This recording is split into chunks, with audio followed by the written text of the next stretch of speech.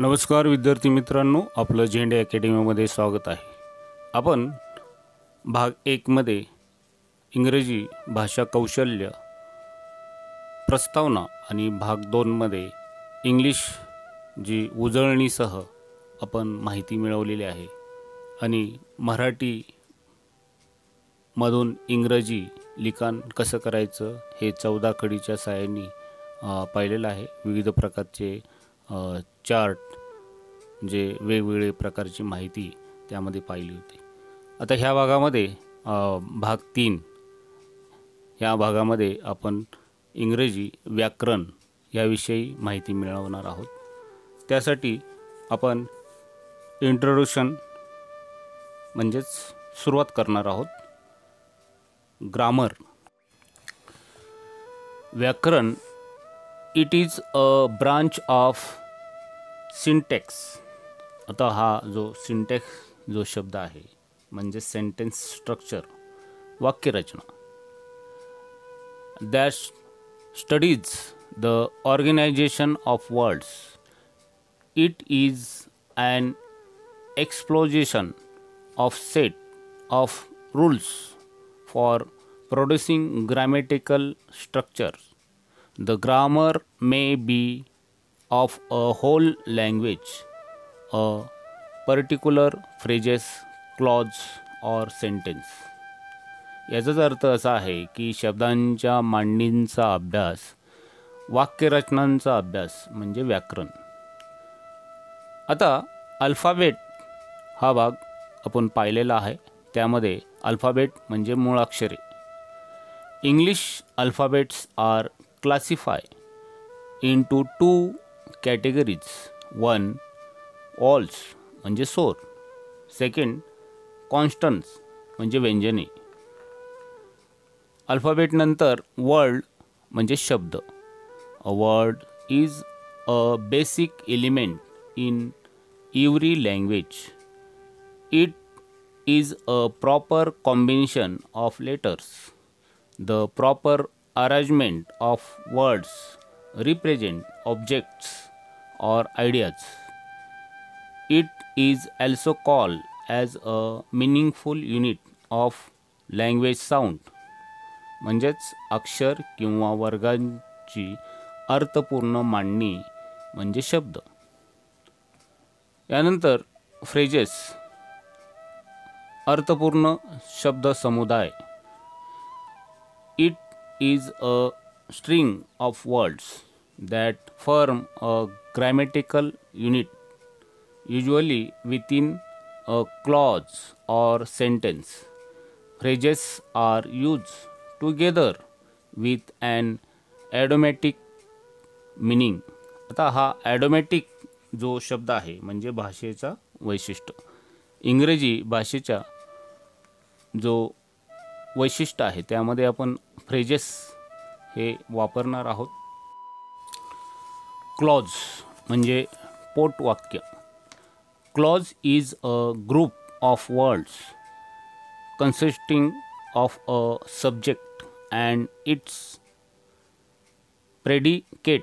A clause contains usually a verb and may or may not be a sentence in its own right. म्हणजेच ज्यात एक कर्ता आणि विधेयक असतो त्याला पोटवाक्य असे म्हणतात. सेंटेन्स म्हणजे वाक्य. It is a group of words or a single word that expresses a complete thought, feeling or idea. It usually contains an explicit or implicit subject and a predicate containing a finite verb. अर्थपूर्ण शब्दसमूहाला वाक्य असे म्हणतात. आता ही जे व्याकरणाचे काही भाग आपण पाहिलेले आहे. यानंतर आपल्याला पार्ट ऑफ स्पीच, शब्दांच्या जाती. Words are use for different purposes that perform a variety of functions. They are classified into 8 kinds on account of their functions. Words which are frequently used in speech or writing are called part of speech. या part of स्पीचमध्ये शब्दांच्या जातीमध्ये एकूण 8 प्रकार पडतात. त्यापैकी पहिला प्रकार आहे नाऊन, नाम. दुसरा प्रोनाऊन, सर्वनाम. तिसरा ॲडजेक्टिव्ह, विशेषण. चौथा वर्ब, क्रियापद. पाचवा ॲडवर्ब, क्रियाविशेषण. सहावा प्रेपोजिशन, शब्दयोगी अवयव. सातवा कंजक्शन, उभयान्वयी अवयव. आणि आठवा इंटरजेक्शन, केवळ प्रयोगी अवयव. आता यापैकी पहिला जो नाऊन म्हणजे नाम, याबद्दल आपण सविस्तर माहिती मिळवणार आहोत. नाऊन जो आहे, a word use to name a person, place, thing, an idea or a quality of mind is called as a noun. व्यक्ती, वस्तू, स्थळ किंवा कल्पना यांच्या दिलेल्या नावाला नाम म्हणतात. एक्झाम्पल म्हणजे उदाहरणार्थ महात्मा गांधी. पर्सन म्हणजे महात्मा गांधी हे एक व्यक्तीचे नाव आहे. इंडिया म्हणजे प्लेस म्हणजे इंडिया म्हणजे एक ठिकाणाचे नाव आहे. क्रिकेट गेम म्हणजे क्रिकेट हा खेळाचे नाव आहे. टेबल म्हणजे थिंग म्हणजे एक वस्तूचे नाव आहे. फ्रेंडशिप म्हणजे आयडिया. आता फ्रेंडशिप ही एक कल्पना आहे. मैत्री, फ्रेंडशिप म्हणजे मैत्री, मैत्री ही एक कल्पना आहे. लव, क्वालिटी ऑफ माइंड. आता लव म्हणजे प्रेम. प्रेम जे आहे एक मनातून आलेली भावना, जी क्वालिटी ऑफ माइंड. म्हणून या ठिकाणी नाऊनमध्ये या प्रकारचं आपण वर्गीकरण करू शकतो. आता नाऊन जो भाग आहे म्हणजे नाम, हे प्रामुख्याने 2 भागांमध्ये येतं. एक आपण हे दोन भाग जे आहेत, ए भाग आणि बी भाग, अशा 2 भागांमध्ये बघणार आहोत. तर पहिला जो ए भाग आहे तो नंबर म्हणजे वचन, आणि दुसरा बी जो भाग आहे तो जेंडर म्हणजे लिंग. तर हा ए भाग जो आहे म्हणजे द नाऊन म्हणजे नंबर म्हणजे नाम, वचन. आता हा नंबर जो आहे म्हणजेच वचन जे बघायचं आपल्याला, तर number, a word which indicate weather a noun is singular और plural is known as number. A noun has 2 number. म्हणजे नाऊनचे जे नंबरवरून 2 प्रकार पडतात. एक द सिंग्युलर नंबर म्हणजे एकवचन. आता एकवचन म्हणजे नेमकं काय? A noun which denoted one person or thing is noun as a singular number. म्हणजेच ज्या माहितीमुळे, ज्या नामामुळे आपल्याला एकमेव वस्तू किंवा एकमेव व्यक्ती किंवा वस्तू याबद्दल कल्पना येते किंवा माहिती होते, त्यास एकवचन असं म्हणतात. आता उदाहरणार्थ एक्झाम्पल, बॉय, गर्ल, माऊस, काव, पेन आणि बुक. आता याचा दुसरा जो प्रकार आहे द प्लुरल नंबर म्हणजे अनेक वचन.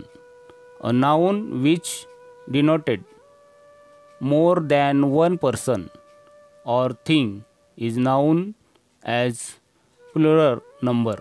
म्हणजे ज्या नामामुळे आपल्याला एकापेक्षा जास्त व्यक्तींचे किंवा वस्तूंची माहिती मिळते, त्यास आपण अनेक वचन म्हणजेच प्लुरल नंबर असं म्हणणार आहोत. उदाहरणार्थ आता आपण सिंग्युलरमध्ये बॉय जो पाहिला होता त्याचं अनेकवचन बॉईज, त्यानंतर गर्ल याचं अनेकवचन गर्ल्स, त्यानंतर माऊस त्याचं अनेकवचन माईस, काव जे आपण एकवचनमध्ये पाहिलं होतं सिंग्युलरमध्ये त्याचं काउज, पेन पेन्स, बुक बुक्स. अशा प्रकारे नाऊन जो आहे त्याचे आपण पहिल्या भागामध्ये नंबर म्हणजे वचनाप्रमाणे 2 भाग पाहिले आपण, द सिंग्युलर नंबर म्हणजे एकवचन आणि द प्लुरल नंबर म्हणजे अनेकवचन. आता बी भागामध्ये आपण या ठिकाणी द नाऊन जेंडर म्हणजे नाम जे आहे लिंग. Gender indicate if a person or an animal is a male or female. Gender are of 4 kinds. म्हणजे लिंग जे आहे ते लिंग व्यक्ती किंवा प्राण्याचं ते पुल्लिंगी किंवा स्त्रीलिंगी आहे हे ओळखण्यासाठी जेंडरचे पुढे 4 प्रकार पडतात. त्यापैकी पहिला प्रकार जो आहे मॅस्क्युलाइन जेंडर म्हणजे पुल्लिंगी त्याला म्हणूया आपण. A noun which donated a male person or an animal is noun as a masculine gender. म्हणजे ज्याच्यामुळे आपल्याला दिलेले जे नाम आहे ते पुरुषवाचक किंवा पुरुष जातीचं नाव संबोधलं जातं अशाला मॅस्क्युलाइन जेंडर किंवा मेल जेंडर असेही म्हणतो आपण. एक्झाम्पल उदाहरण मॅन, किंग, सन, डॉग आणि ऑथर. आता दुसरा जो प्रकार आहे जेंडरवरून फेमिनियन जेंडर म्हणजे स्त्रीलिंगी जे स्त्रीवाचक जे नाम आहे. तर फेमिनिन जेंडर म्हणजे नेमकं काय, a noun which donated a female person or an animal is noun as a feminine gender. ज्याच्यामुळे ज्या नामामुळे ती व्यक्ती किंवा प्राणी हे स्त्रीलिंगी लिंगाचे आहे असं जाणवतं त्याला आपण फेमिनाईन जेंडर असं म्हणणार आहोत. उदाहरणार्थ वुमन, क्वीन, डॉटर, बीच आणि ऑथरसेस. आता आपण पहिला मॅस्क्युलाइन जेंडर म्हणजे पुल्लिंगी जेंडर आणि फेमिनाईन जेंडर स्त्रीलिंगी जेंडर असे 2 भाग. आता तिसरा कॉमन जेंडर म्हणजे सामान्य लिंगी. A noun which denotes both male and female person or an animal is known as a common gender. ज्या नामामुळं दिलेले व्यक्ती किंवा प्राणी आपल्याला पुल्लिंगी किंवा स्त्रीलिंगी या दोघांमध्ये वाटते अशाला आपण कॉमन जेंडर म्हणणार आहोत. म्हणजे दोन्ही समाविष्ट होऊ शकतो. तर उदाहरणार्थ पॅरेंट्स. आता पॅरेंट्स जे आहेत यामध्ये पॅरेंट्स म्हणजे पालक, मग त्यामध्ये आई वडील किंवा आजा आजोबा असे कोणी येऊ शकतं. त्यानंतर इनिमी म्हणजे शत्रू. आता शत्रू हा स्त्री किंवा पुरुष या दोघांपैकी कोणी असू शकतो. फ्रेंड म्हणजे मित्र हा पुल्लिंगी असू शकतो, स्त्रीलिंगी म्हणजे दोघांपैकी कोणी असू शकतो. म्हणजे दोन्ही येतात यामध्ये. त्यामुळं कॉमन जेंडरमध्ये थीप चोर म्हणजे कुणी असू शकतं, त्यामध्ये स्त्रीलिंगी असू शकतं, त्यानंतर पुल्लिंगी असू शकतं. तर हे कॉमन जेंडरचे ही एक्झाम्पल आहेत. त्यानंतर न्यूटर जेंडर म्हणजे नपुंसकलिंगी. A noun which donated neither male nor female person or an animal is noun as a neutral gender. आता ज्या नामामुळं आपल्याला दिलेली व्यक्ती किंवा प्राणी ही पुरुषलिंगी किंवा स्त्रीलिंगी या दोघांपैकी कोणतीही वाटत नाही किंवा त्याचा अंदाज येत नाही अशाला आपण न्यूट्रल जनरल. जसं न्यूट्रल म्हणजे गाडी जी तुम्ही जर टू व्हीलर किंवा फोर व्हीलर चालवत असाल तर न्यूट्रल म्हणजे गाडी पुढेही जात नाही आणि मागेही जात नाही, म्हणजे न्यूट्रल म्हणजे जागेवर.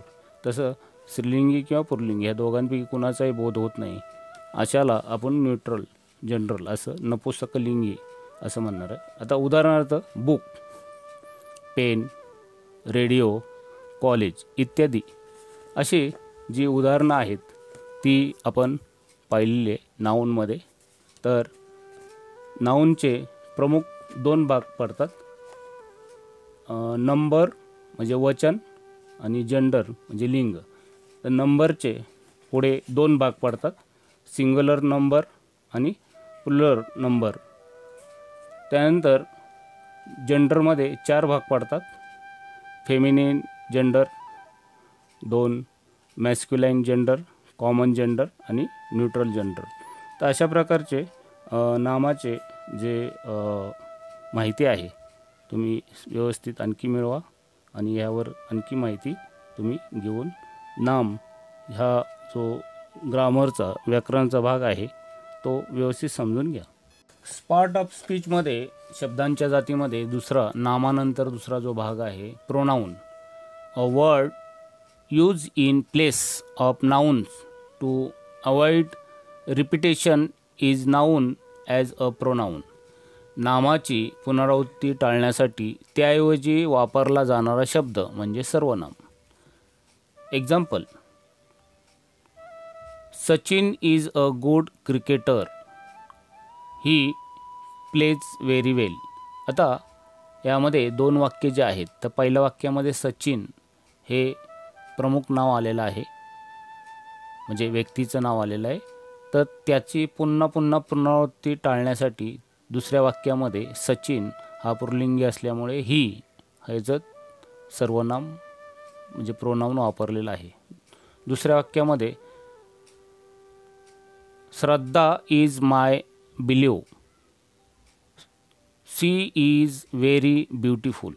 आता यामध्ये पहिलं वाक्य जे श्रद्धा हे प्रमुख नाव आलेलं आहे, तर दुसऱ्या वाक्यामध्ये त्याच्याबद्दल सर्वनाम श्रद्धा ही स्त्रीलिंगी असल्यामुळे त्याच्याबद्दल सी हे सर्वनाम वापरलेलं आहे. म्हणजे इथे जे नाम आहे ते पुन्हा तेच वापरण्यापेक्षा त्याचे सर्वनाम म्हणजे प्रोनाऊन वापरणे हे आपल्याला सोयीस्कर पडतं. म्हणून या ठिकाणी नामाची पुनरावृत्ती टाळण्यासाठी त्याऐवजी वापरला जाणारा शब्द म्हणजे सर्वनाम. आता हा एक चार्ट तुम्हाला दिलेला आहे. या चार्टमध्ये तुम्हाला इथं सिंग्युलर और प्लुरल, तर इथे फर्स्ट पर्सन म्हणजे प्रथम पुरुष, सेकंड पर्सन म्हणजे द्वितीय पुरुष, थर्ड पर्सन म्हणजे तृतीय पुरुष. आता इथे त्याचं सिंग्युलर आणि प्लुरल म्हणजे यामध्ये प्रोनाऊनमध्ये सिंग्युलरमध्ये आणि प्लुरल म्हणजे एकवचन आणि अनेकवचनमध्ये फर्स्ट पर्सन जो आहे तो आय म्हणजे मी, त्याचं अनेकवचन उई म्हणजे आम्ही. सेकंड पर्सन आहे व्यक्ती जो आहे तो यू, त्याचं अनेकवचन यू. थर्ड पर्सन म्हणजे तृतीय पुरुष ही, सी, इट म्हणजे तो, ती आणि ते, त्याचं अनेकवचन दे. आता हे जी सर्वनामं आहेत म्हणजे प्रोनाऊन आहेत ती व्यवस्थित तुम्ही पाठ करा. First person, second person, third person, त्याचं सिंग्युलर आणि प्लुरल. तर हा चार्टनंतर आणखी एक चार्ट तुम्हाला दिलेला आहे. तर चार्टमध्ये पर्सनल प्रोनाऊन्स, तर हा एक चार्ट जो आहे तो महत्त्वाचा आहे. तो चार्ट असा आहे की पुरुषवाचक सर्वनामे म्हणजे विभक्तीनुसार.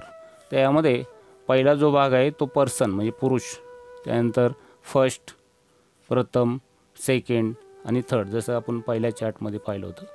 पण ह्याच्यामध्ये इथे नॉमिनेटिव्ह केस म्हणजे प्रथमा, ऑब्जेक्टिव्ह केस म्हणजे द्वितीया आणि पॅसिव्ह केस म्हणजे षष्टी. आता त्यामध्ये प्रथमा जे त्यामध्ये सिंग्युलर आणि प्लुरल जे आपण पहिल्या भागामध्ये पाहिलेलं आहे. तर आय त्याचं अनेक वचन वी म्हणजे आम्ही.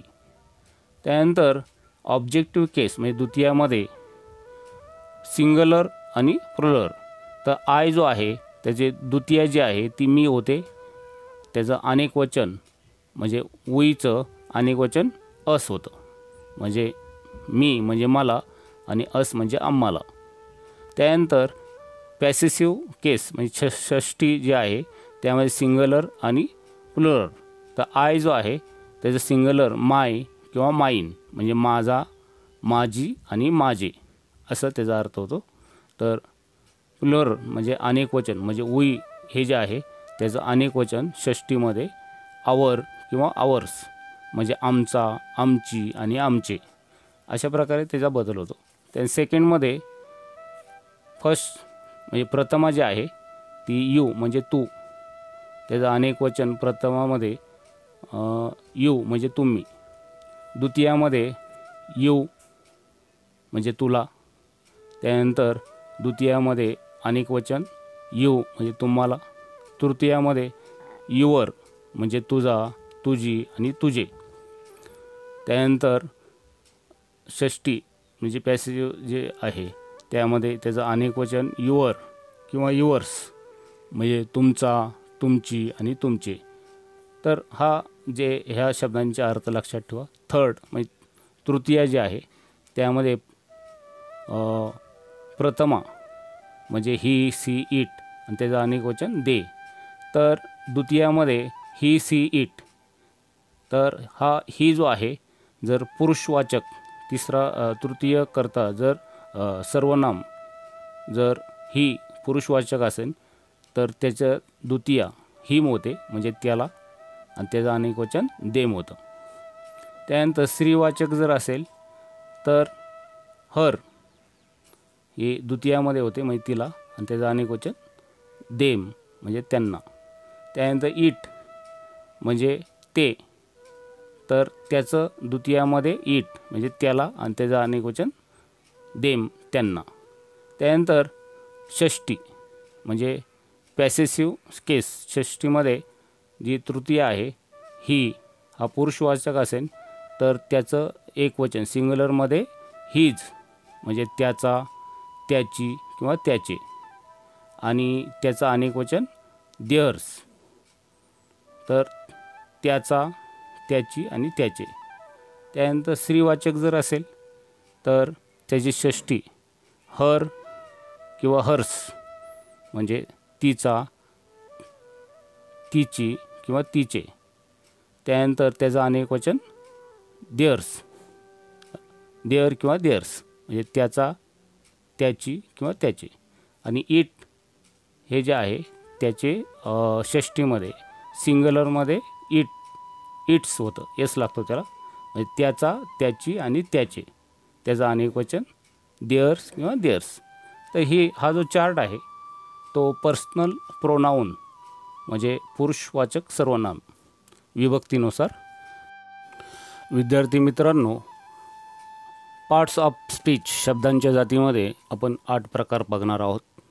त्यामध्ये नाऊन म्हणजे नाम, दुसरं प्रोनाऊन सर्वनाम, आता आपण तिसरा ॲडजेक्टिव्ह म्हणजे विशेषण याबद्दल माहिती मिळवणार आहोत. तर तिसरा आहे adjective, a word that qualifies or describes a noun or pronoun is noun as an adjective. नामाविषयी विशेष माहिती सांगणारा शब्द म्हणजे विशेषण. आता उदाहरण पाहायचं झालं तर example, Shraddha is a very beautiful girl. आता श्रद्धा ही नुसती मुलगी नसून तर ब्युटिफुल म्हणजे सुंदर मुलगी आहे. तर ब्युटिफुल हे जे आहे ते ॲडजेक्टिव्ह म्हणजे मुलगी निसतं म्हणजे श्रद्धा इज अ गर्ल असं असतं तर ते साधं वाक्य झालं असतं. पण Shraddha is a very beautiful girl, तर श्रद्धा ही नुसती मुलगी नसून सुंदर मुलगी आहे. तर ब्युटिफुल हा ॲडजेक्टिव्ह आलेला आहे. माय मदर प्रिपेअर डेलिशियस डिशेस. आता माझी आई ही वेगवेगळे खाद्यपदार्थ बनवते, अन्नपदार्थ डिशेस बनवते. पण नुसते डिशेस नाही तर डेलिशियस म्हणजे खास, म्हणजे चांगल्या प्रकारचे डिशेस बनवतात. डेलिशियस हा ॲडजेक्टिव्ह आलेला. तर ॲडजेक्टिव्हची आणखी काही उदाहरणं आहेत. Beautiful, delicious, sweet, bad, good, nice, dull, clever, it is. अशीच आपण ॲडजेक्टिव्हची जे वाक्य आलेले आहेत ती आणखी काही शोधून त्याचा भरपूर सराव करा, अभ्यास करा आणि ॲडजेक्टिव्हबद्दल माहिती मिळवा. आता ह्यानंतर जो चौथा भाग आहे पार्ट ऑफ स्पीचमध्ये, तो वर्ब म्हणजे क्रियापद. A word use to show that an action is taking place or to indicate the existence of a state or condition is known as a verb. It completed the meaning of the sentence. कृती, स्थिती किंवा अस्तित्व दर्शवणारा शब्द म्हणजे क्रियापद. आपण मागच्या दुसऱ्या भागामध्ये आपण वर्ब ज्या ॲक्शन ज्या आहेत त्याच्या क्रिया पाहिल्या होत्या. तर आता वर्बबद्दल आपल्याला आणखी काही माहिती मिळवायची आहे. उदाहरणार्थ एक्झाम्पल घ्यायचं झालं तर इथे सी गोज टू कॉलेज. तर इथे गो याला ES लागलेलं आहे, गोज. तर गो ही ॲक्शन म्हणजे जाण्याची क्रिया. I like to work hard. तर इथे वर्क, तर या ठिकाणी कार्य करणे किंवा काम करणे हा वर्ब आलेला आहे. तर वर्बची आणखी काही उदाहरणे तुम्हाला इथे दिलेली आहेत. Go, work, run, write, read, reach, wait, cut, take इत्यादी. आणखी आपल्याला वर्बचा चार्ट बघायचा आहे. तो खालीलप्रमाणे आहे. वर्ब क्रियापद. क्रियापदाची मुख्य दोन भाग पडतात. एक ॲक्शन वर्ब म्हणजे क्रियापद आणि हेल्पिंग वर्ब म्हणजे सहाय्यकारी क्रियापद. आता आपण वर्ब म्हणजे ॲक्शन वर्बचा आपण एक चार्ट बघणार आहोत. तर इथे हा जो चार्ट आहे वर्ब फर्म. तर ह्या चार्टमध्ये पहिल्यांदा मिनिंग म्हणजे अर्थ, त्यानंतर बेअर इन्फ्लेटिव्ह म्हणजे क्रियापदाचं मूळ रूप म्हणजे पहिलं रूप म्हणूया आपण त्याला. साधा वर्तमान काळसुद्धा म्हणतो आपण. पास्ट टेन म्हणजे क्रियापदा दुसरं रूप म्हणजे भूतकाळ, त्याला साधा भूतकाळसुद्धा म्हणतो आपण. पास्ट पार्टिसिपल म्हणजे क्रियापदाचं तिसरं रूप म्हणजे PP. तर हा चार्ट जो आहे तर पहिला जो भाग आहे त्यामध्ये अर्थ. तर पहिला राहणे त्याला ॲबेड, त्याचं पास्ट टेन ॲबोर्ड, ॲबोर्ड. त्यानंतर स्वीकारणे ॲसेप्ट, ॲसेप्टेड, ॲसेप्टेड. आता इथे ED जो आहे तो प्रत्यय वाचत नाही कधी, पण इथे तुम्हाला समजावं म्हणून तो मी वाचतो आहे. कृती करणे ॲक्ट, ॲक्ट आणि ॲक्ट. भर टाकणे ॲड, ॲडेड, ॲडेड. विद्यार्थी मित्रांनो, क्रियापदाचं पहिलं रूप, दुसरं रूप आणि तिसरं रूप म्हणजे मूळ क्रियापद, भूतकाळ आणि पास्ट पार्टिसिपल म्हणजे PP हे तुम्हाला लक्षात ठेवायचं. हा चार्ट तुम्हाला देणारच आहे. आता आपण यामध्ये निश्चित क्रियापद आणि त्याचा अर्थ हा समजून घेणार आहोत. प्रशंसा करणे ॲडमायर, सल्ला देणे ॲडवाईस, परवानगी देणे अलाव, दिसणे ॲपियर, उद्भवणे किंवा सुरू होणे ॲरिस, व्यवस्था करणे ॲरेंज, कैद करणे किंवा उडवणे ॲरेस्ट, आगमन होणे ॲरिव, विचारणे आस्क, हल्ला करणे अटॅक, उठवणे किंवा सावध होणे किंवा जागृत होणे अवेक, असणे बी, वाहून नेणे बिअर, मारणे बीट, होणे किंवा बनणे बिकेम, घडणे बिफॉल, उत्पन्न करणे बिगेट, आरंभ करणे बिगिन, पाणी निकरणे बी होल्ड, वाकणे सुकणे लवणे बेंड, हिरावून घेणे बिरीव, याचना करणे विनंती करणे बिसिक, पेंज मारणे बेट, आज्ञा करणे बीड किंवा कमांड, देऊ करणे बीड किंवा ऑफर, बांधणे बिंड, चावणे बाईट, विश्वास ठेवणे बिलीव, आशीर्वाद देणे ब्लेस, रक्तस्राव होणे ब्लीड, उडविणे ब्लो, मोडणे ब्रेक, पसरणे ब्रीड, आणणे ब्रिंग, नभोवाणीवर प्रक्षेपित करणे ब्रॉडकास्ट, बांधणे बिल्ड, जळणे बर्न,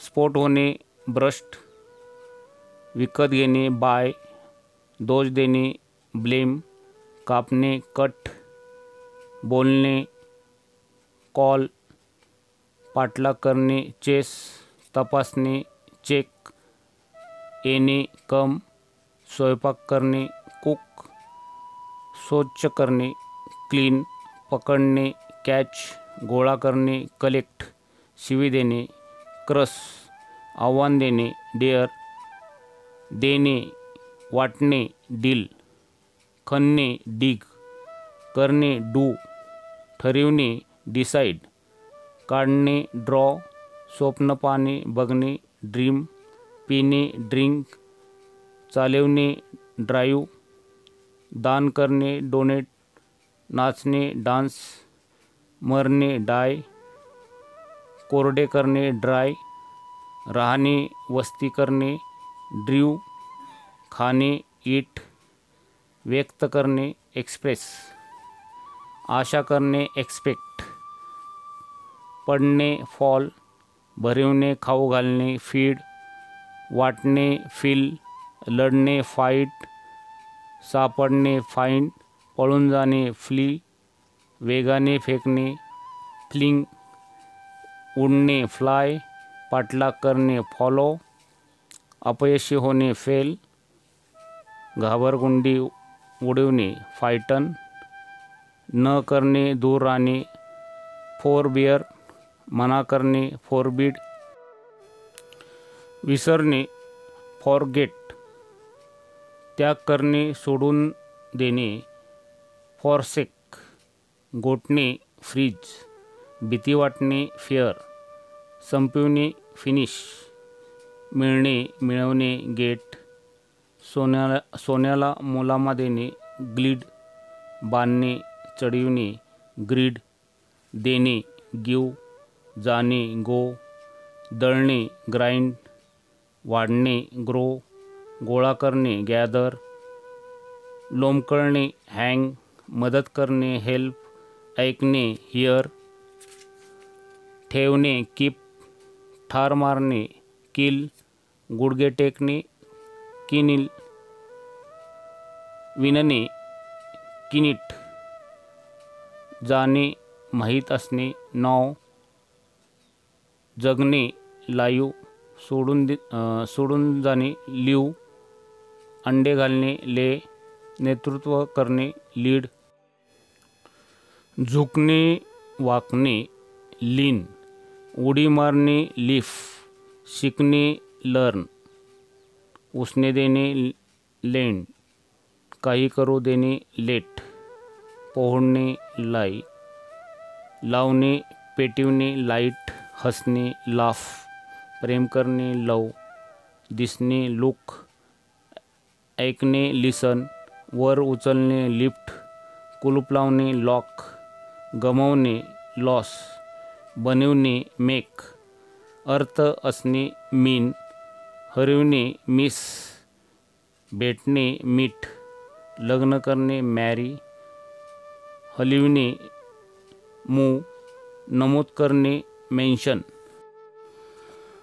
सूचना देणे नोटीस, उघडणे ओपन, डोकावणे पिप, नांगरणे प्लग, प्रसिद्ध करणे पब्लिश, रंगवणे पेंट, बढती देणे प्रमोट, स्तुती करणे फ्रेज, निघून जाणे पास, वचन देणे प्रॉमिस, भांडणे कॉरल, परत येणे रिटर्न, पळणे रन, लुटणे रॉब, शेरा देणे रिमार्क, आराम करणे रेस्ट, घंटा वाजवणे रिंग, गर्जना करणे रोर, काढणे रिमूव्ह, वाचणे रीड, सॉर होणे राईड, विश्रांती घेणे रिलॅक्स, माहिती देणे रिपोर्ट, पुन्हा करणे रिपीट, पाठवणे सेंड, बसणे सीट, खर्च करणे स्पेंड, मावळणे सेट, थांबविणे स्टॉप, बोलणे स्पीक, शिवणे शिव, हलविणे सेक, भादरणे शिअर, गाळणे ढाळणे सेड, चमकणे शाईन, नाल ठोकणे जोडे घालणे शू, फेकणे गोळी झाडणे शूट, दाखविणे शो, अंकुचन पावणे श्रिंक, बंद करणे शट, गाणे गाणे सिंग, बुडणे सिंग, ठार मारणे वध करणे स्ले, झोपणे स्लीप, घसरणे स्लाइड, जोराने फेकणे स्लिंग, कापणे फट पडणे स्लिट, वास घेणे स्मेल, प्रहार करणे स्मिथ, पेरणे सॉ, भरधाव जाणे स्पीड, लिहिणे स्प्लील, सांडणे स्पिल, कातणे सूत काढणे स्पिन, थुंकणे स्प्लिट, पसरणे स्प्रेड, उसळी घेणे स्प्रिंग, उभे राहणे स्टँड, चोरणे स्टील, घुसविणे खोपसणे स्टिक, दंश करणे स्टिंग, दुर्गंधी येणे टिंक, पसरणे स्ट्रीव, लांब टांगा टाकीत जाणे स्ट्रीट, तडाखा देणे स्ट्रिक, दोरी चढविणे स्ट्रिंग,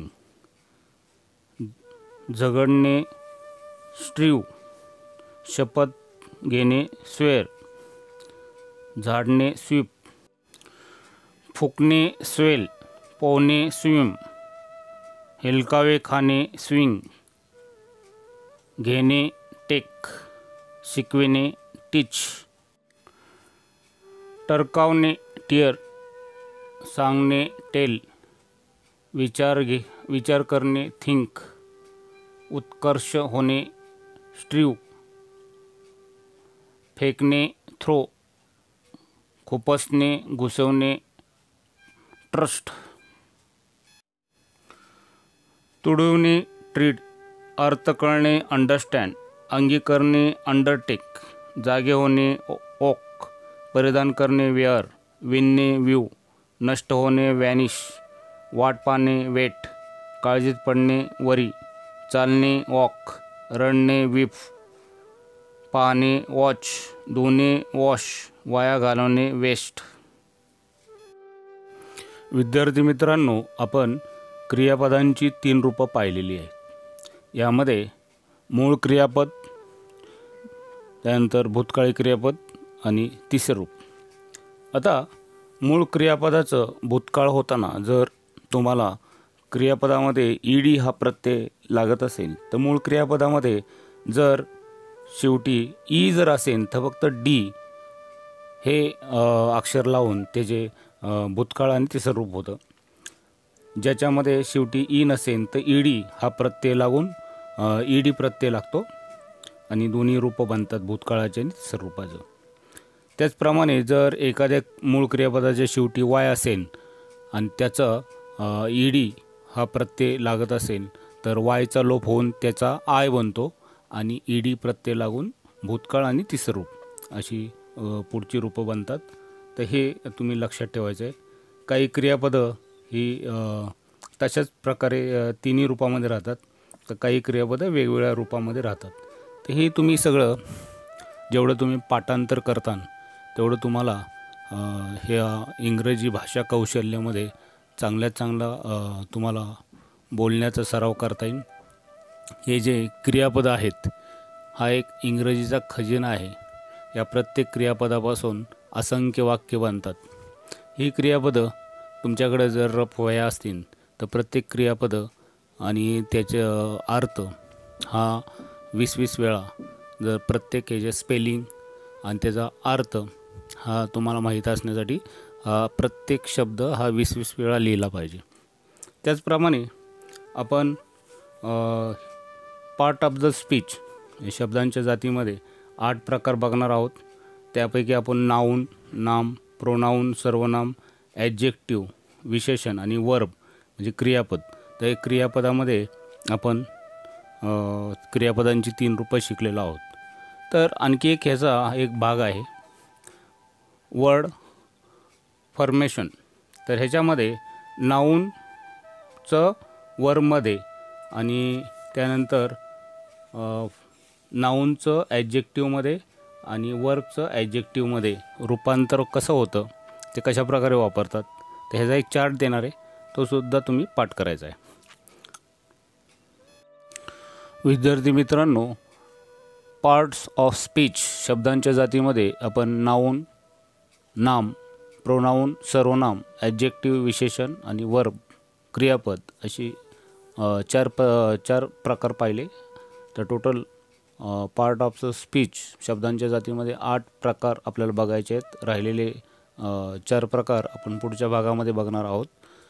इंग्रजी भाषा कौशल्य यामध्ये झेंडे अकॅडमीचे जे व्हिडिओ सातत्याने बघत राहा आणि आपलं इंग्रजी आणखी चांगलं सुधारण्याचा आम्ही चांगले व्हिडिओ तुम्हाला देण्याचा प्रयत्न करू. भेटूया पुढच्या भागामध्ये.